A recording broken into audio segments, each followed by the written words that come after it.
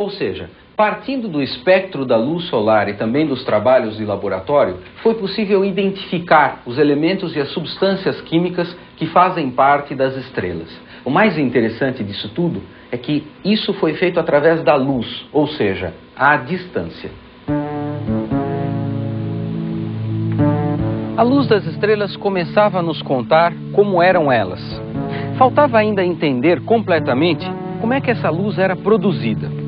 Bom, aí não teve jeito. Tinha que se voltar para os laboratórios. Voltar a estudar a matéria, a estrutura atômica. E só depois disso, voltar a olhar o Sol.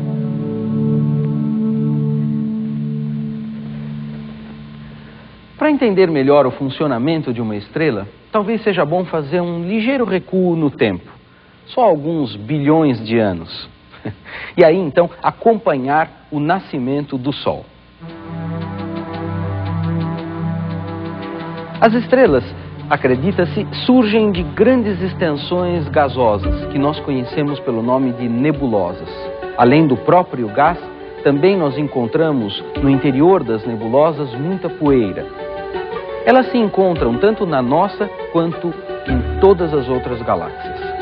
A distribuição de matéria nessas nuvens é desigual, de modo que então existem regiões com mais concentração de matéria que outras, dando origem aos glóbulos, cuja configuração é semelhante a esta.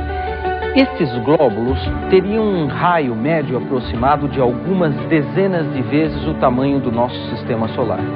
Com o adensamento desse material, o número de choques vai aumentando e também a temperatura vai aumentando. Depois de muito tempo, a temperatura já chega a algumas dezenas de milhões de graus.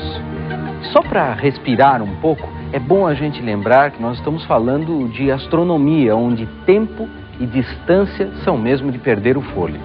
E afinal de contas, nós estamos falando do surgimento das estrelas. Olha, só o Sol, que é uma estrela anã amarela, uma estrela de pequenas dimensões, tem 333 mil vezes a massa da Terra aproximadamente. Eu falei que era para respirar um pouco, mas não adianta. Nessa altura dos acontecimentos, o que era um glóbulo passa a ser uma protoestrela, um rascunho de estrela. E a temperatura vai aumentando, a agitação também. Praticamente, aquilo já é uma estrela. Os espectadores estão tensos, só observando, só aguardando. A música para. E aí todo mundo esperando um instante para que surja o brilho característico, a energia típica de uma estrela que está nascendo agora. Bom, sem exageros, vamos aos fatos. O que motiva a produção de energia no interior de uma estrela são as chamadas reações termonucleares, ou reações de fusão nuclear, onde são juntados átomos leves. É mais ou menos um processo contrário daquele que ocorre na fissão nuclear, nas bombas atômicas ou mesmo nas usinas nucleares, onde se quebram os núcleos de átomos pesados. O que está acontecendo aqui é a produção de hélio a partir de hidrogênio no núcleo do Sol, a temperaturas de 15 milhões de graus aproximadamente e altíssimas pressões. Apesar dessa reação ser muito energética, ela não tem nada a ver com combustão. Em outras palavras, o Sol não é uma bola de fogo. Ele é sim uma usina transformadora de matéria em energia.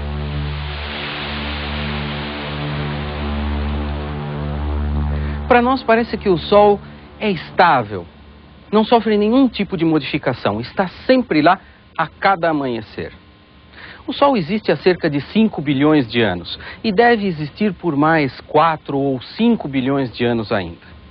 Isso é um tempo enorme se a gente considerar a escala de vida humana. Mas o Sol está em constantes transformações. Ele produz energia e transmuta a matéria numa taxa de 4 bilhões de toneladas de hidrogênio a cada segundo.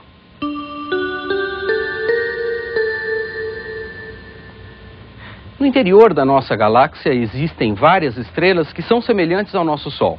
Em outras galáxias a gente espera que também existam estrelas mais ou menos parecidas com o nosso Sol. Mas até agora não foram encontradas duas estrelas que tenham a mesma composição química graças ao seu espectro. É que o processo de formação das estrelas depende de muitas variáveis, como por exemplo o material constituinte da nebulosa original. E além disso, o desenvolvimento das estrelas no interior das galáxias também depende de muitas situações que são bem dinâmicas. Por exemplo, nem todas as estrelas desenvolvem sistemas planetários. Aliás, não se conhece qualquer estrela que tenha algum planeta girando ao seu redor. Pelo menos não definitivamente. Mas as evidências são otimistas. Por outro lado, as estrelas podem se agrupar em sistemas duplos ou múltiplos. Várias estrelas numa mesma região do espaço dependem umas das outras em termos gravitacionais. As estrelas conhecidas como supergigantes têm raios que atingem até várias centenas de vezes o tamanho do Sol. São estrelas muito grandes. Mas também existem estrelas pequenas, como as anãs brancas, que têm o tamanho aproximado da Terra. Mas elas não são as estrelas menores que nós conhecemos.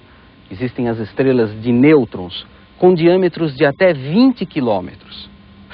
Elas foram previstas inicialmente na teoria, e só depois foram observadas através da astronomia do invisível, pelos radiotelescópios.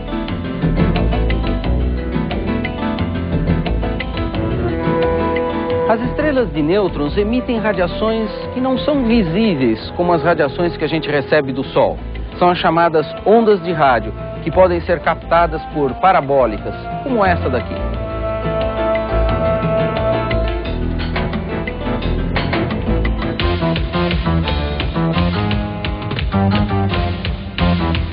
Mais ou menos como acontece nos telescópios visuais, nos radiotelescópios, nós conseguimos observar o espectro das estrelas. Não diretamente. Os dados recebidos vão para gráficos. E com esses dados, que vêm das moléculas constituintes de cada uma das estrelas, a gente consegue entender as fases de evolução estelar. Além das estrelas de nêutrons ou pulsares, a radioastronomia ajudou também na identificação de estrelas variáveis explosivas. Estrelas novas que explodem em suas atmosferas, ou então estrelas supernovas que explodem em seus interiores. Também foram identificadas as estrelas gigantes marrons e as anãs negras. Aliás, apesar do nome, a anã negra não tem nada a ver com um buraco negro. A radioastronomia, é claro, também ajudou na identificação dos tais buracos negros.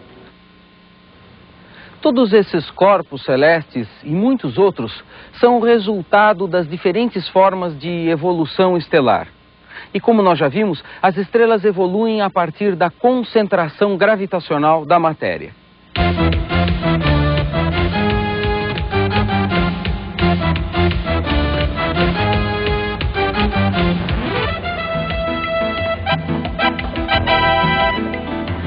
Portanto, a massa, que durante muito tempo foi considerada uma constante pela teoria de gravitação universal, passou a ser nesse século uma variável dependente do referencial, segundo a relatividade. E hoje, a massa é uma das grandes chaves para compreender o processo evolutivo desse grande universo.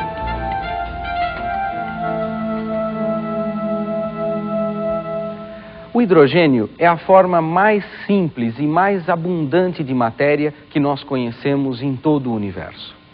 O Sol é formado basicamente de hidrogênio, como muitas outras estrelas. E é por isso mesmo que parece razoável utilizá-lo para estudar um modelo de desenvolvimento de todas as outras estrelas. Bom, vocês se lembram, a música estava parada.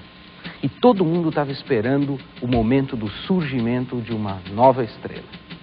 Dependendo da massa da nuvem original e também dos processos dinâmicos, é claro, poderiam ter se formado 2 ou mais glóbulos e 2 ou mais protoestrelas. Ou ainda, um único glóbulo e uma única protoestrela, mas completamente diferente daquela que originou o nosso Sol. Mas vamos voltar ao nosso modelo. Depois que começa a fusão nuclear, ela ocorre como uma verdadeira reação em cadeia, e a estrela